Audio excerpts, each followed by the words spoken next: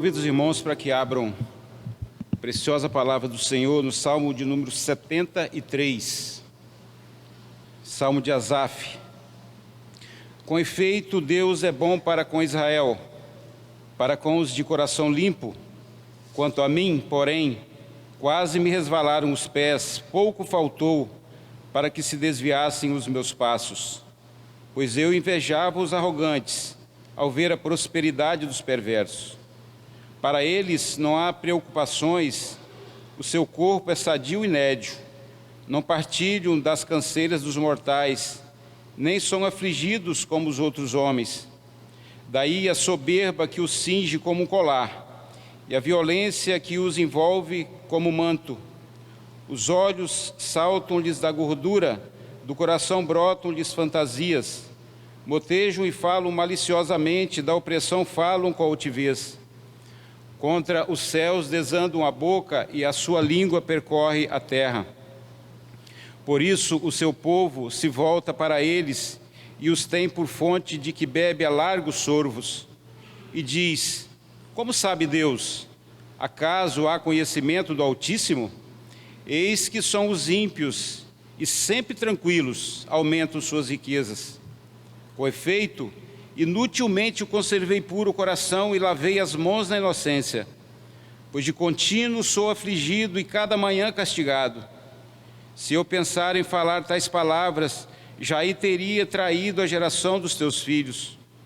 Em só refletir para compreender isso, achei muito pesada a tarefa para mim. Até que entrei no santuário de Deus e atinei com o fim deles. Tu certamente os pões em lugares escorregadios e os fazes cair na destruição. Como ficam de súbito assolados, totalmente aniquilados de terror. Como ao sonho, como se acorda assim, ó Senhor, ao despertares, desprezarás a imagem deles. Quando o coração se me amargou e as entranhas se me comoveram, eu estava embrutecido e ignorante, e como um irracional à tua presença. Todavia, estou sempre contigo, tu me seguras pela minha mão direita, tu me guias com o teu conselho e depois me recebes na glória. Quem mais tenho eu no céu? Não há outro em quem eu me compraza na terra. Ainda que a minha carne e o meu coração desfaleçam, Deus é a fortaleza do meu coração e a minha herança para sempre. Os que se afastam de ti, eis que perecem. Tu destróis todos os que são infiéis para contigo. Quanto a mim, bom estar junto a Deus. No Senhor Deus ponho o meu refúgio, para proclamar todos os seus feitos. Amém. Meus irmãos, eu gostaria de falar com os irmãos nesta manhã, o tema que está exatamente no versículo 28. Quanto a mim, bom estar junto a Deus. Quanto a mim, bom estar junto a Deus. Vamos estar orando mais uma vez? Pai bendito e santo, nós queremos agradecer ao Senhor por este privilégio que o Senhor nos dá mais uma vez. Mais um dia do Senhor, onde podemos, ó Deus, estar na Tua presença, junto, ó Deus, com os irmãos, como povo do Senhor, como o rebanho do Senhor. E sabemos, ó Deus, como é rico esse momento para nós, pois, ó Deus bendito, neste momento nós podemos louvar e engrandecer o Teu nome, podemos, ó Deus Santo, exaltar o Senhor e falar contigo, mas também, ó Deus, sabemos que nesse momento somos grandemente abençoados, ó Deus, por Ti. Quando o Senhor, ó Deus, trata dos nossos corações. E nesse momento rogamos a Ti, por isso, ó Pai, que o Senhor nos ajude a olhar, ó Deus, com os olhos das Escrituras, a vivermos, ó Deus, segundo os padrões da Tua palavra. E assim, ó Deus, o nome de Cristo seja exaltado, ó Deus, sempre e onde estivermos, ó Deus, em nossas vidas. Rogamos a Ti as Tuas bênçãos na exposição da Tua palavra, em nome de Jesus, nosso Redentor bendito. Amém. Amados irmãos, o grande valor dos Salmos está em que nele temos homens como nós, homens justos, expondo a sua experiência, e não nos esconde os seus pecados. Eles vivem a vida do qual nós podemos olhar como se fosse um espelho para nós. Passamos os dramas que esses homens passaram. E a riqueza do Salmo exatamente está nisso, porque ele não só expõe o pecado, ele expõe os seus dramas, mas ele mostra como que ele resolveu, aonde ele foi para poder ter a solução do seu problema. E nós olhamos para esse salmo, o Salmo de Asaf, ele fala exatamente disso, de um drama que tantas vezes nós vivemos nossos dias, em nossas vidas. Quando nós tantas vezes servimos a Deus, somos afligidos, tantas vezes por aperto financeiro, tantas vezes por uma doença, tantas vezes por um luto, tantas vezes por um problema na família que nós não vemos solução, e acabamos olhando para aqueles que estão de fora, aqueles que estão ao nosso redor, que não estão servindo a Deus e que vivem com uma vida totalmente divorciada de Deus e da sua palavra, e tantas vezes eles estão prosperando. E essa é o drama aqui deste salmista de Asaf, que era um homem de Deus, nós vamos ver isso, e tantas vezes também é o nosso drama, e nós precisamos aprender aqui com ele como que nós devemos fazer também. E o interessante é que Asaf, se os irmãos terem aquela Bíblia que tem a divisão dos livros, dos salmos, você vai perceber que esse Salmo 73 é o primeiro salmo do terceiro livro. Esse terceiro livro, ele contém então os salmos de número 73 a 89. Do Salmo 73 ao 83, são 11 salmos, todos dedicados a Asaf. E Asaf, ele era filho de Levi. Os irmãos podem conferir isso em 1 de Crônicas 6, 39 e 43. E também Asaf, ele era um dos líderes de música de Davi. Está lá em 1 Crônicas 15, 16 e 17. Era um homem temente a Deus. E ele então relata aqui o que acontece com o seu coração. E ele não esconde exatamente, absolutamente nada do seu pecado, para poder mostrar o quão ele errado estava olhando, tendo o olhar errado da sua própria vida. Então ele começa aí no versículo 1, elogiando e mostrando que Deus é bom. Ele diz no versículo 1, com efeito Deus é bom para com Israel, para com os de coração puro. Quando ele começa então elogiando a Deus, é porque ele reconhece a bondade de Deus. O salmista mostra então aqui a humildade em contar o que aconteceu com ele. E ele então não começa falando exatamente do seu próprio pecado, mas ele começa falando da bondade de Deus. Isso é muito importante, meus amados irmãos, quando nós estamos passando por qualquer dificuldade em nossas vidas, jamais perder de vista que Deus é bom, que Deus é misericordioso, que Deus é gracioso. Jamais podemos perder isso de vista quando nós estamos passando por qualquer das dificuldades em nossas vidas.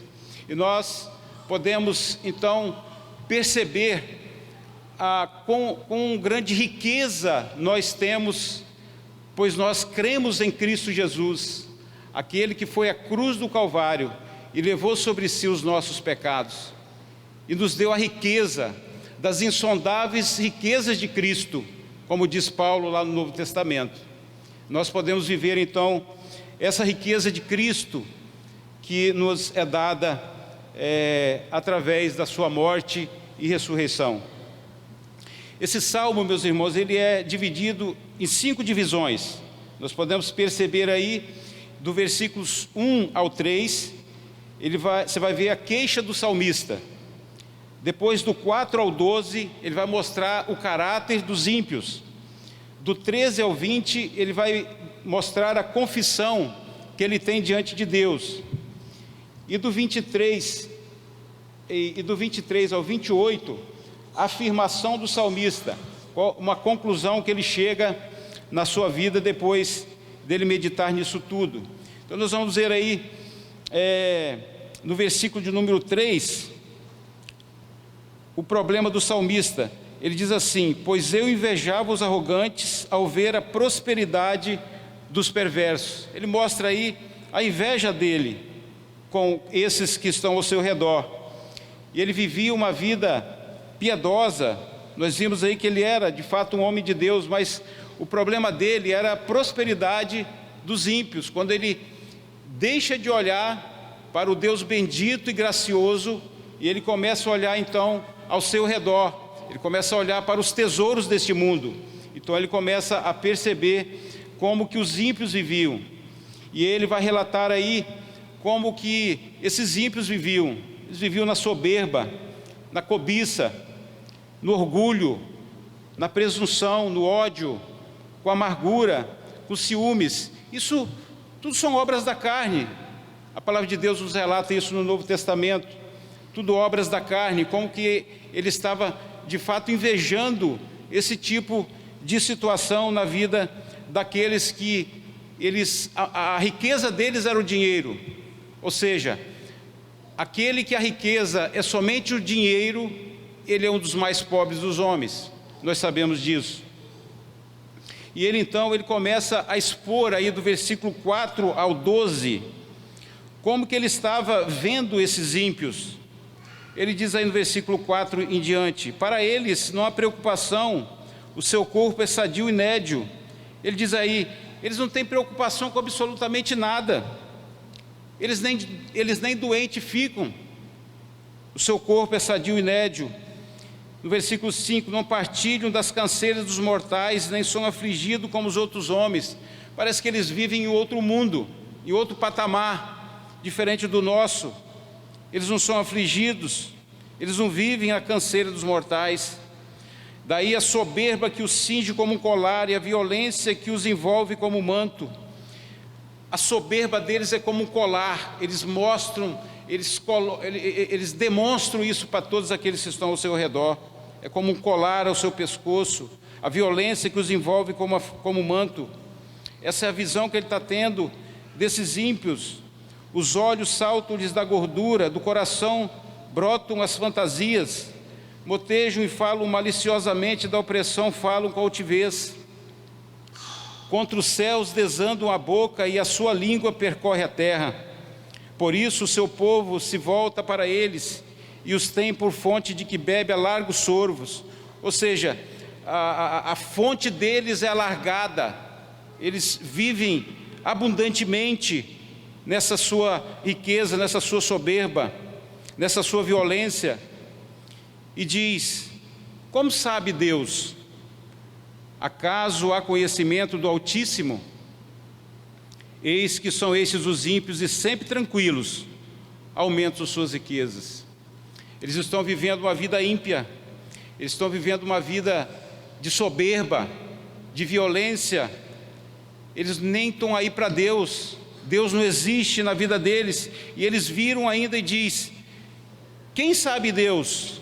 Acaso há conhecimento do Altíssimo? Ou seja, eu estou pecando, eu estou vivendo essa vida totalmente divorciada de Deus, mas eu estou vivendo tranquilo, Deus não está levando em conta o que eu estou fazendo. Essa é a visão que Asaf está tendo ali desses ímpios.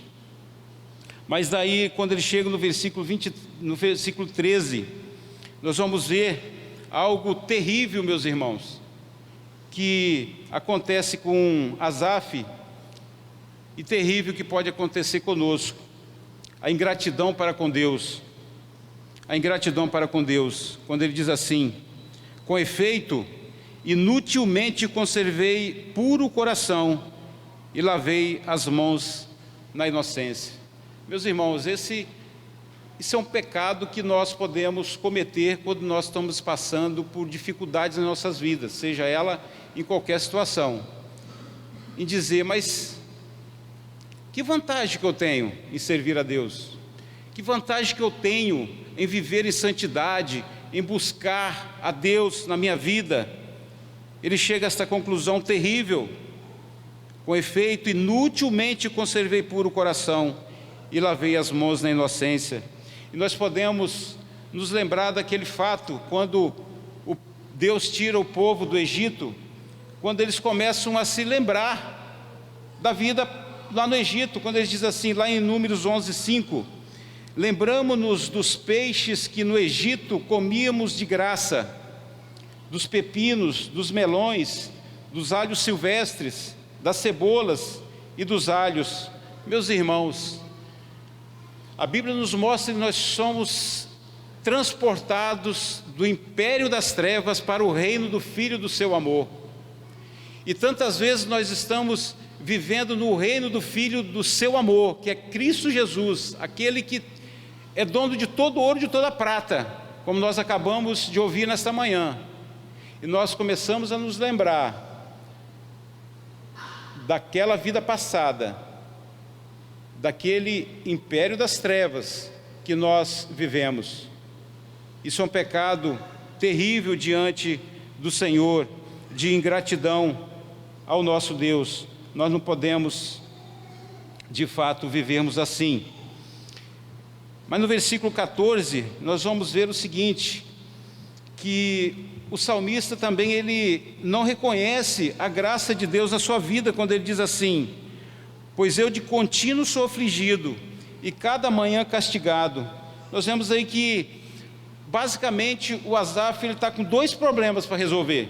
O primeiro deles é com relação à prosperidade dos ímpios. Ele precisa ter uma visão correta daquilo que não é servir a Deus, independente se a pessoa é rica, cheia de saúde, ela tem um apartamento de luxo, ela tem 3, 4 carros na garagem, mas qual de fato é a visão correta desses ímpios, desses que não servem a Deus? E o segundo problema é que ele precisa resolver no seu coração é com relação ao castigo dos justos. Ele precisa entender que tantas vezes o Senhor Deus vai trazer sobre nós, sobre os seus filhos, sobre aqueles que temem a Deus, problemas e dificuldades e disciplina, porque Ele nos ama. E com riqueza é essa, meus irmãos, que bendita riqueza é essa que nós temos, dos quais, quando nós estamos vivendo uma vida afastada dos caminhos do Senhor, nós sermos disciplinados por este Deus bendito. Não é isso que nós aprendemos lá em Hebreus? Vai dizer que Deus disciplina aquele quem ama. Se você está sem disciplina na sua vida, distanciada de Deus, é porque você não é filho. E nós precisamos louvar ao Senhor por isso. E o salmista, ele precisa entender isso daqui. Então nós vamos ver agora, daqui para frente, nós vamos começar a perceber qual é a atitude desse salmista. Em primeiro lugar, ele reconhece o seu problema antes da queda. Versículo 2: quanto a mim, porém, quase me resvalaram os pés, pouco faltou para que se desviassem os meus passos. Meus irmãos, que maravilhoso é isso daqui, pois ele diz: quase que me resvalaram os pés. Os pés dele não resvalou totalmente, como ele vai nos mostrar com aqueles que nos servem a Deus, que eles têm uma disciplina eternamente. Aqui nós podemos ver nitidamente a doutrina da palavra de Deus, da perseverança dos santos, pois ele passa por um momento terrível na sua vida, mas ele diz: quanto a mim, porém, quase me resvalaram os pés, pouco faltou para que se desviassem os meus passos. O Senhor segurou pela minha mão. Não foi mérito dele, mas mérito do Senhor em segurá-lo pela mão e não deixá-lo ele abandonar para sempre a sua vida de piedade. No versículo 17, nós vamos ver aqui como que o salmista aqui, ele entra em comunhão com Deus quando ele entra na casa de Deus. E o Dr. Martyn Lloyd-Jones, ele escreve um livro inteiro só sobre este Salmo 73, do qual é o sermão que eu estou me valendo dele. O livro se chama A Prosperidade dos Ímpios. Vale a pena os irmãos terem esse livro e lerem, é extraordinário. É um livro fino, um livro de capa azul, do Dr. Martyn Lloyd-Jones. E ele vai, na exposição do texto aqui, ele vai mostrar que o ponto alto desse salmo é o versículo de número 17, quando o salmista diz assim: até que, ele está relatando aqui uma angústia enorme no seu coração, olhando para os ímpios e não entendendo por que eles estão prosperando sem Deus, e que eu, que estou servindo a Deus em santidade, estou tantas vezes sendo afligido e castigado, como ele diz o versículo 14. Mas ele diz então agora: até que entrei no santuário de Deus e atinei com o fim deles. Meus amados irmãos, nós precisamos entender de fato o valor que tem o culto público em nossas vidas, pois aqui ele vai de encontro então, ele entra na casa de Deus, ele tem então aqui o contato com a palavra de Deus, onde ele vai acertar a sua visão para o mundo e para si mesmo. Ele vai ter aqui a oração, onde ele vai se dirigir a Deus, e ele vai então entrar aqui em comunhão com o Senhor. E quando ele está em comunhão com o Senhor, ele de fato tem a sua vida totalmente transformada. O culto, meus amados irmãos, ele é racional e transformador. No culto, a mensagem bíblica é dirigida primariamente à nossa mente. Precisamos entender essa palavra bendita. Ela me capacita a entender a vida. Eu passo a dar esperança do que há em mim. Meus amados irmãos, quantas vezes nós viemos para a casa de Deus e aqui o Senhor fala profundamente aos nossos corações, dissipa tantas vezes uma angústia que há no nosso coração, e por isso nós precisamos não jamais menosprezar o culto a Deus. Precisamos ter cuidado com o culto ao Senhor, chegando na hora correta, não chegando atrasado, perdendo muitas vezes a metade do sermão, não entendendo o que está sendo pregado. Precisamos estar atentos, não estar mexendo em celular. Precisamos estar atentos àquilo que o pregador está pregando, porque quando ele está pregando a palavra de Deus de forma correta, fiel, é a voz de Cristo no seu coração.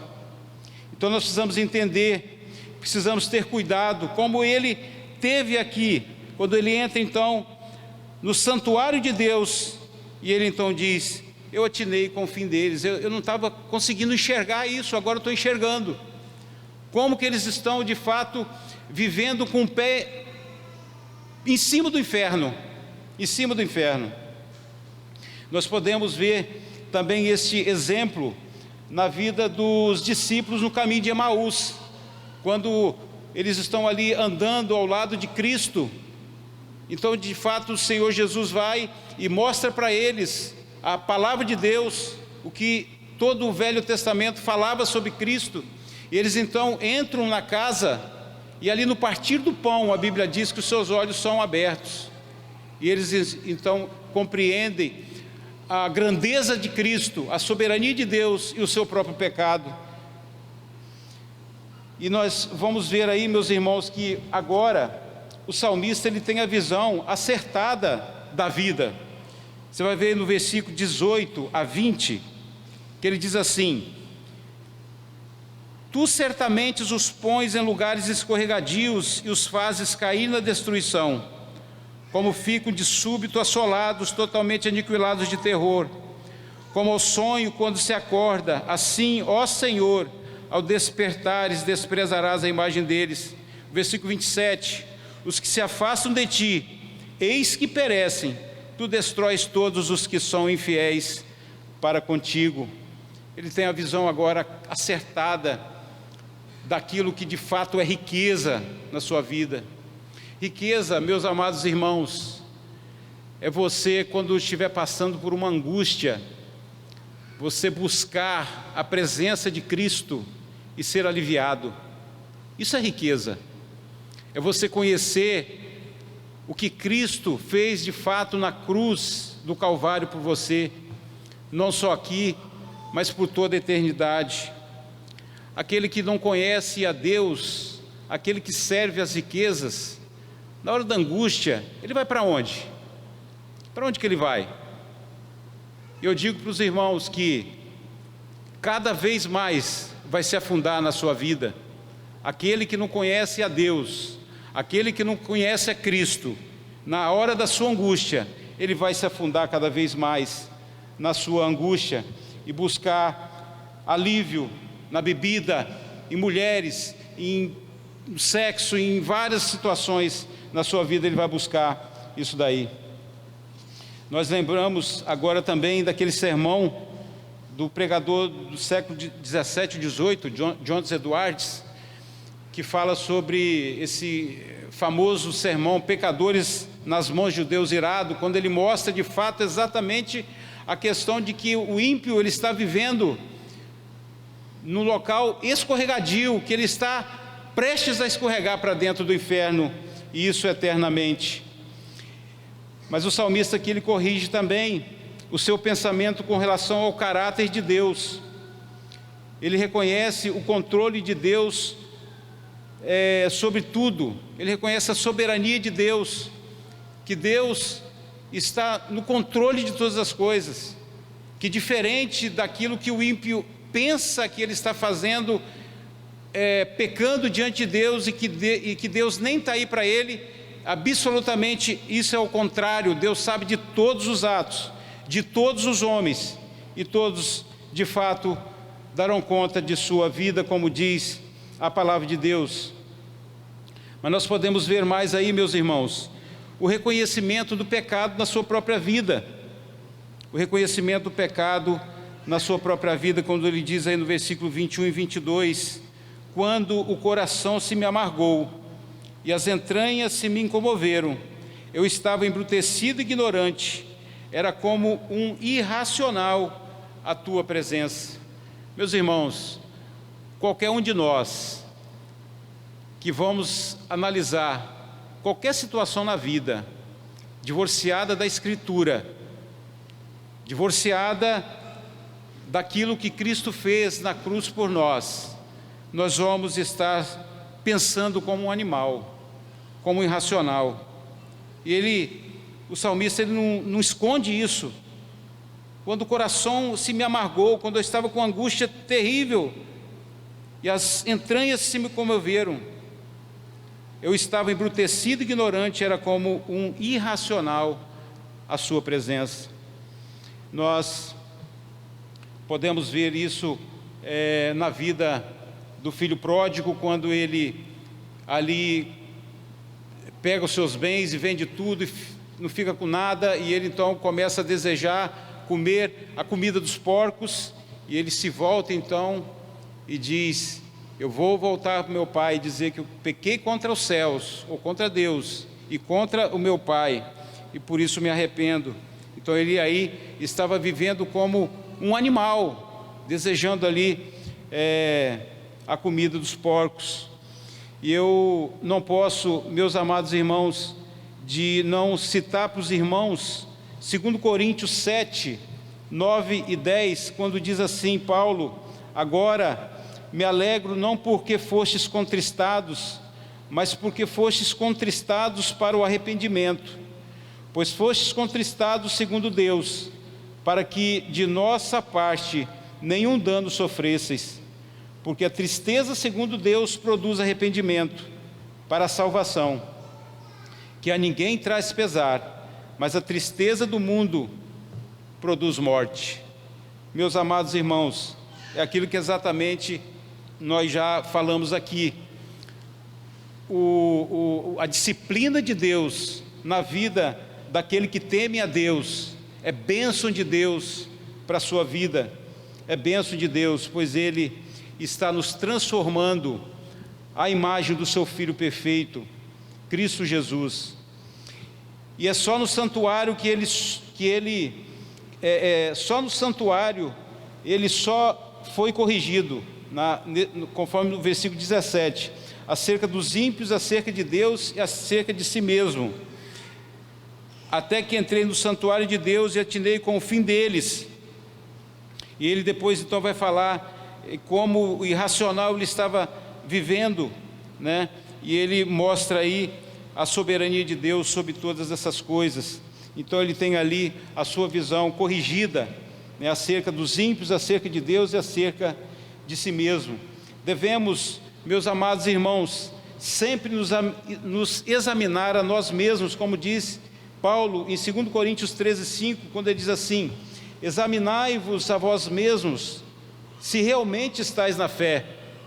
Provai-vos a vós mesmos, ou não reconheceis que Jesus Cristo está em vós, se não é que já estáis reprovados. Amados irmãos,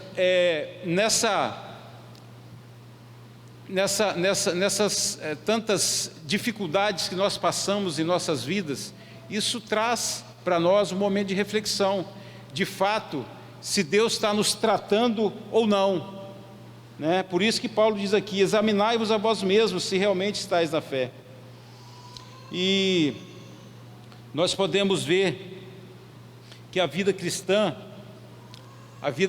ela não deve só começar bem, mas ela deve terminar bem. Nós podemos ver na vida de tantos irmãos, de tantas pessoas que começam muito bem na vida cristã e depois, ao passar do tempo, buscando glória humana, buscando riquezas deste mundo, começando a olhar para os tesouros deste mundo, ele começa a se afastar da verdadeira riqueza. Então nós devemos não só começar bem e viver bem a vida cristã, mas terminar bem. E de fato nós só podemos fazer isso quando nós estamos sempre fitos na palavra de Deus. É a palavra de Deus que sempre vai estar acertando a nossa visão para tudo isso. E nós vamos ver agora, meus irmãos, a restauração do salmista, quando ele, no versículo 23, ele vai dizer assim, ele reconhece aqui a graça de Deus em sua vida, ele começa a reconhecer a misericórdia do Senhor. Todavia, estou sempre contigo, tu me seguras pela minha mão direita. Ele se volta então a mostrar que Deus é bom, que Deus é bom para com Israel, que Deus é bom para com seu povo, que Deus é bom para comigo. Ele jamais me deixou, Ele sempre está comigo. Ele reconhece o cuidado de Deus, não só aqui, mas na eternidade. No versículo 24 ele diz assim: tu me guias com o teu conselho, com a tua palavra, e depois me recebes na glória. Ele me guia aqui em santidade, Ele me guia aqui numa transformação dia a dia à imagem de Cristo, teu Filho perfeito. E Ele também me recebes na glória, ou seja, essa esperança que há no meu coração de viver eternamente com o Senhor, ela é viva no meu coração. Graça na salvação e graça na santificação nós recebemos do nosso Senhor, do nosso bendito Cristo Jesus, nosso Redentor. Ele não só morreu na cruz para nos dar a salvação eterna, como Ele nos ajuda dia a dia a vivermos na sua presença. No versículo 25 nós vamos ver o reconhecimento do salmista que só Deus satisfaz os anseios da alma, quando ele diz: quem mais tenho eu no céu? Não há outro em quem eu me compraza na terra.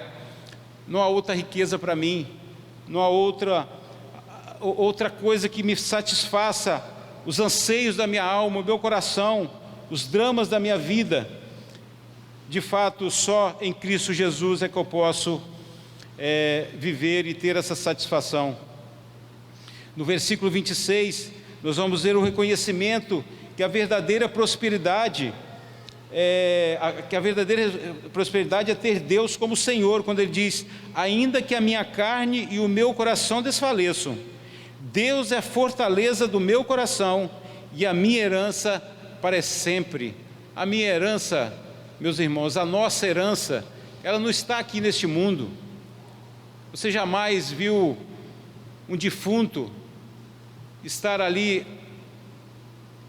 sendo enterrado ao redor de sua riqueza? A nossa riqueza está para sempre em Deus. A nossa herança, a nossa fortaleza, a fortaleza do nosso coração está em Deus. E aí, meus irmãos, eu não posso deixar de ler com os irmãos Abacuque 3, 17 e 19, se os irmãos puderem abrir nesse texto, Abacuque 3, 17 e 19, ele diz assim: ainda que a figueira não floresça, nem haja fruto na vide, o produto da oliveira minta, e os campos não produzem mantimento, as ovelhas sejam arrebatadas do aprisco, e nos currais não haja gado. Todavia, eu me alegro no Senhor, exulto no Deus da minha salvação. O Senhor Deus é a minha fortaleza e faz os meus pés como os da corça. Se nós sairmos daqui, chegarmos em casa e abrirmos a geladeira e não tiver nada para comer, louvado seja o Senhor. A nossa riqueza, a nossa fortaleza, a nossa alegria está no Senhor. Tem uma música do Sérgio, se eu não me engano, que ele diz que me falte água, me falte os olhos para ver, me falte o pão de cada dia, mas só não me falte a presença de Jesus. Eu gostaria também de ler para os irmãos Filipenses 3, 7 a 9, quando Paulo diz assim: mas o que para mim era lucro, o que para mim era riqueza, isso considerei perda por causa de Cristo. Sim, deveras considero tudo como perda, por causa da sublimidade do conhecimento de Cristo Jesus, meu Senhor, por amor do qual perdi todas as coisas e as considero como refúgio, como lixo, para ganhar a Cristo e ser achado nele, não tendo justiça própria, que procede de lei, senão a que é mediante a fé em Cristo, a justiça que procede de Deus, baseada na fé. Isso é riqueza, meus amados irmãos. Ainda que venhamos a passar a maior dor, ainda que venhamos a perder tudo que temos, e temos dificuldades financeiras, ainda que venhamos a ter os maiores problemas que um homem pode ter, as maiores dificuldades, não podemos perder de vista o que ele diz aí no versículo 28, quanto a mim, bom é estar junto a Deus. O salmista aprendeu que não importa o que ele está passando, ele quer ser um instrumento de proclamação dos feitos de Deus. Ele diz assim: quanto a mim, bom é estar junto a Deus, o Senhor Deus põe o meu refúgio para proclamar todos os seus feitos. Eu acho tremendo isso aqui, meus irmãos, que isso não acontece só com Asaf, mas acontece também com os discípulos de Emaús. Se os irmãos depois lerem lá o relato todo, vocês vão ver que quando eles têm a visão acertada daquilo que é Deus em sua vida, daquilo que Cristo fez na cruz, eles não ficam parados, eles querem ser instrumento de Deus na proclamação do Evangelho, eles querem pregar a palavra de Deus, eles querem mostrar para os outros essa riqueza que eles têm também, e proclamar os seus feitos, como diz aí, como ele termina o Salmo mostrando aí. Então, meus irmãos, 3 mensagens principais nós podemos aprender neste Salmo. O primeiro deles é que Deus é bom, a bondade e a soberania de Deus. Segundo lugar, que Deus cuida dos seus eleitos, ainda que você esteja passando por qualquer tipo de dificuldade, Deus cuida dos seus eleitos. A Bíblia diz que Deus cuida dos pardais, das aves, como que não cuidará de nós? Muito mais a nós, o próprio Senhor Jesus diz. Nós acabamos de cantar aqui que nós não devemos ter um só cuidado em nós. Um só cuidado seria demais para nós, mas os cuidados devem ser postos somente em Cristo Jesus. Não há necessidade alguma de vivermos preocupados com o amanhã, ansiosos. Devemos sim estar, meus irmãos, vivendo uma vida cheia de esperança por aquele que morreu por nós. E o terceiro ensinamento desse salmo é o perigo dos que não servem a Deus. E eu quero, meus amados irmãos, para você, amigo que está nos visitando nesta manhã, e para você que não conhece a Cristo ainda, que não entregou sua vida, que não arrependeu verdadeiramente dos seus pecados, que não creu no sacrifício bendito do Redentor na cruz do Calvário, a sua vida, ela está a pouco do inferno. Você precisa arrepender dos seus pecados e crer no sacrifício de Cristo e viver por esta riqueza verdadeira.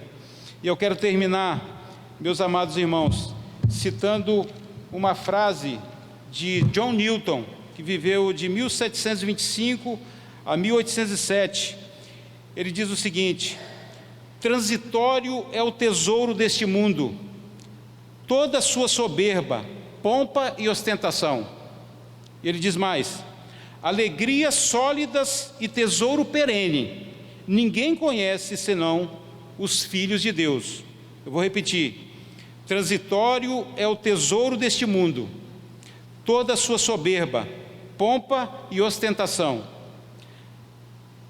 Alegrias sólidas e tesouro perene, ninguém conhece senão os filhos de Deus. Deus nos abençoe.